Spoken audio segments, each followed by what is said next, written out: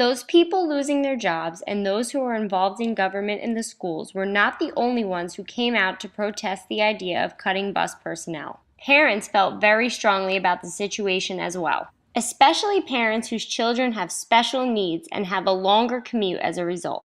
My daughter is autistic. She has physical and intellectual disabilities. She takes the bus every day up to 3 hours a day from Hoboken to the Waldwick to the Forum School in Waldwick.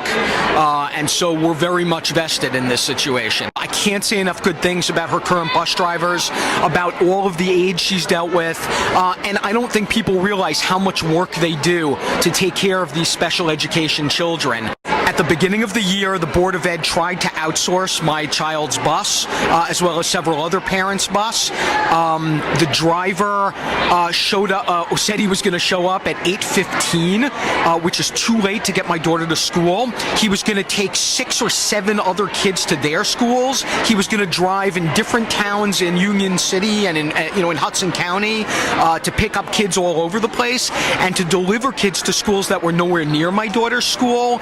And my daughter would be late to school every day. In addition, the bus driver was rude to my wife and was just generally unpleasant, and I could tell he had no training or knowledge about special needs students.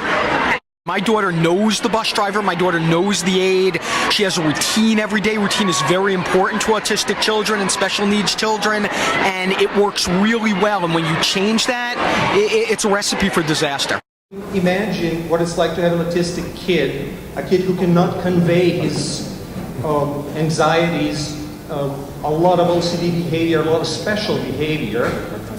You have to put a 6-year-old on a bus, which we did way back when.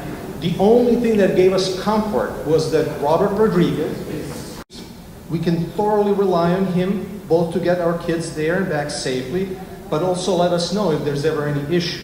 A lot of people there are making a lot of money, and we're cutting the people who aren't making a lot of money, but who help our kids. You had the gall to know that you had a budget shortfall, but let's give the top of the pyramid a raise. That doesn't sound like kids coming first. Every morning we get up, we know 2 things are true. That Georgia will turn up on time, and that Tara will be safely transported to the Bleshman store, have a full day, and then return on time. We build our life around that. It's a clock that we work to. If you have a special needs child, you have to know every day that child will be picked up at a certain time and will be safely transported from A to B. In Hoboken, I'm Ashley Bruno for Hudson County TV.